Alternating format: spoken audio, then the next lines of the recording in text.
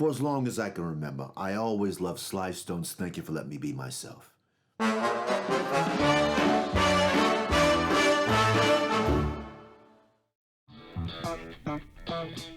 Thank you for letting me be myself. What a song. Its funkiness, that incredible bubbling bass line, definitely one of the most memorable songs in all of rock. So much that I love it that I decided I wanted to make a beat using the beginning of the song. But I didn't want to just sample it the way everyone else does. So that meant only one thing. Do a version of the beginning of the song myself. This video here shows how all of it was done. Shows how I constructed my version, and then how that version transformed from this to this.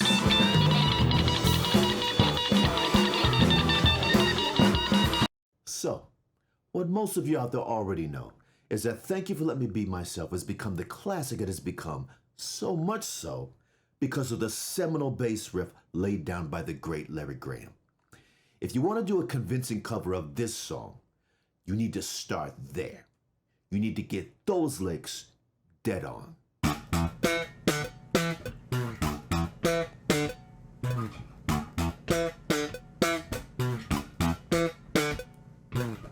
After that, even though it seems secondary because of the way it's situated in the mix, that dirty toned guitar riff next to the bass riff is super important and really challenging to get totally right.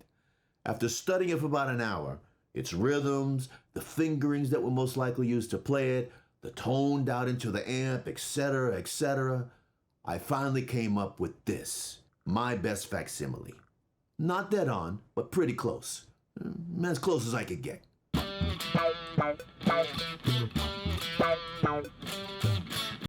The only other element of the song's beginning, thankfully, is a really super simple drum part.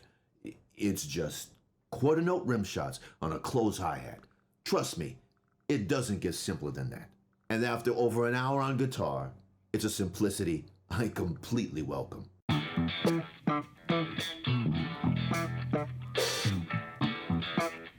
And so, we have drums, bass, and guitar. Song beginning, done. The complete package. And so now that I've reached a point where I can say the cover of Thank You is done, I think I'll answer a question I think might be swirling around the heads of a lot of viewers' minds. Why? Why do it this way?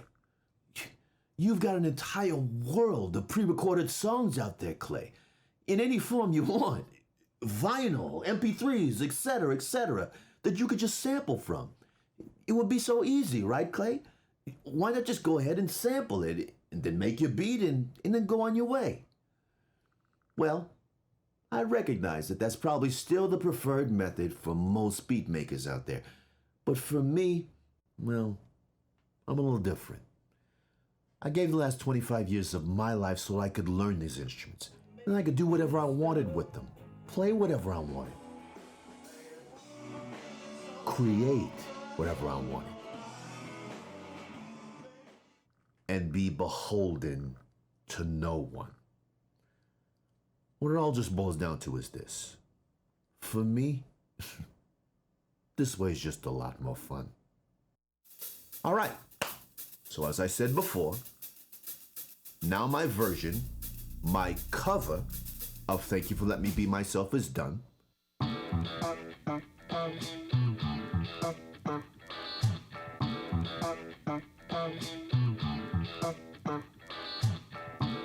So now it's time for me to chop it up, make it into its own beat. How am I going to do that? Well, I'm going to come up with different sections using that beat, different sequences, and I'll trigger them in a way that makes a song. Sometimes I choose to do the sequencing within the MPC. Sometimes it just feels easier, especially if I've done the entire beat within the MPC. But in this case, this is an entirely shared affair between the MPC and Cubase. So I'm choosing to do the sequencing within Cubase. There's a special function called arranging. It makes moving sections around and triggering them at will super easy. Like as a for instance, I think the first section I want to hear is just the actual beat, establishing a motif.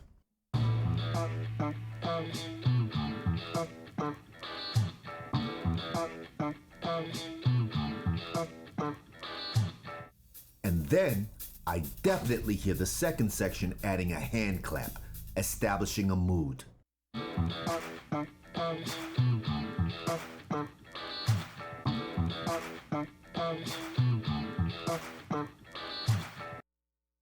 After that, I hear things start to roll into motion.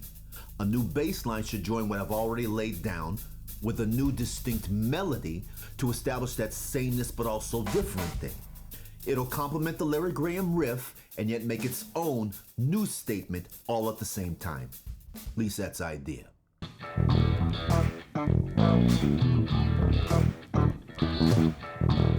And I definitely want to get jammy here. And then, of course, it's all capped off with the drums.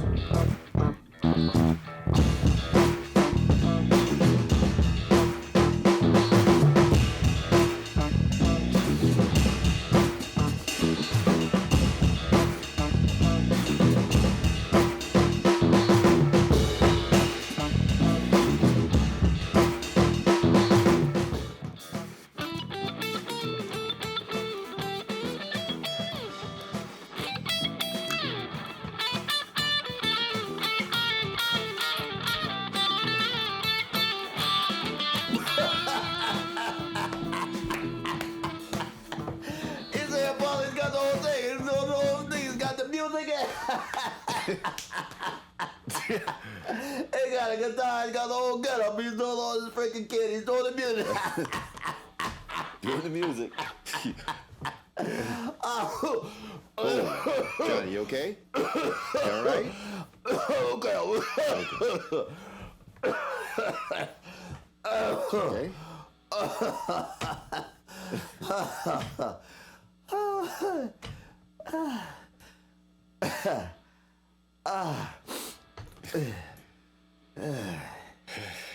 So I get it. Yeah. A freaking wise guy now? No. What you saying? No. Oh, I'm just doing simple arithmetic. You got your guitar, you got the music, you got the getup, you doing the whole thing. You must, so you're a wise guy. No. Oh, I'm just doing simple arithmetic here. You got your getup, you got the guitar. You must be saying you're a wise guy, is that? No, Is that what you're saying? I'm a wise guy now? Is that that's your thing? That's what you're doing? I'm just playing guitar, Johnny. Come on, Johnny. You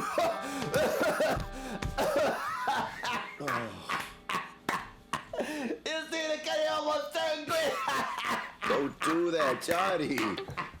You scared the... You see what I did? As you get, he's a quiet guy because he's got the music. He's doing the whole thing. He's almost freaking turned green. I just play with you. Get turned on. Do the thing. I love it.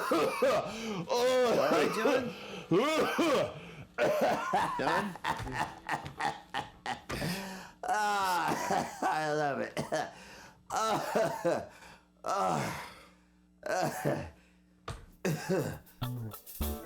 Okay, so Johnny approved guitar test in my pocket.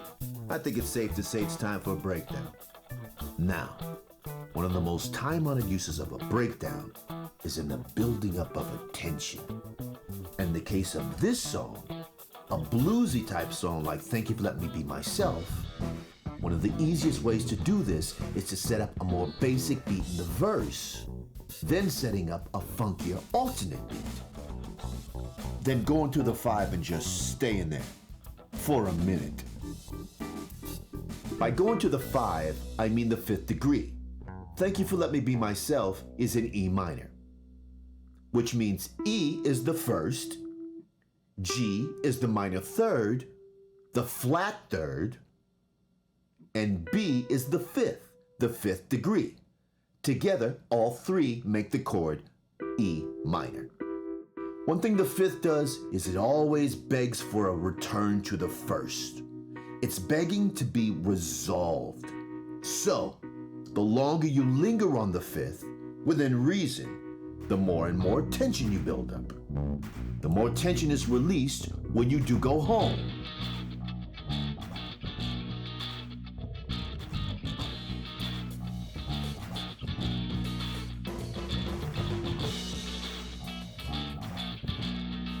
Home to the first. All right, ask and you shall receive.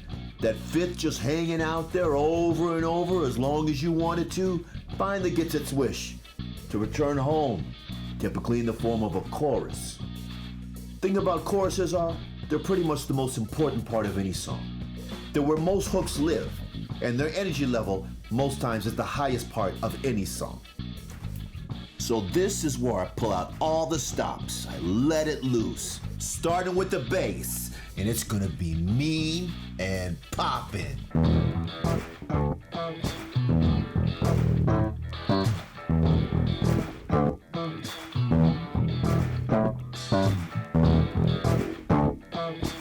Drums need to get really big, and nothing drives the energy of a song like cymbal work.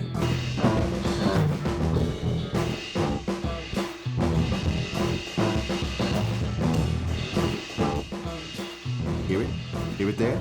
Yeah, I definitely hear brass. Brass too. It drives the energy through the ceiling.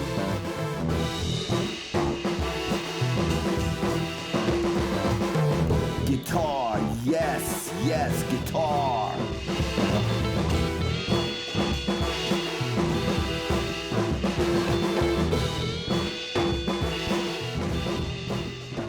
But wait, I still hear something. Something human. Voices.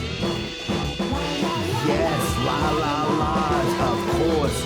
Perfect.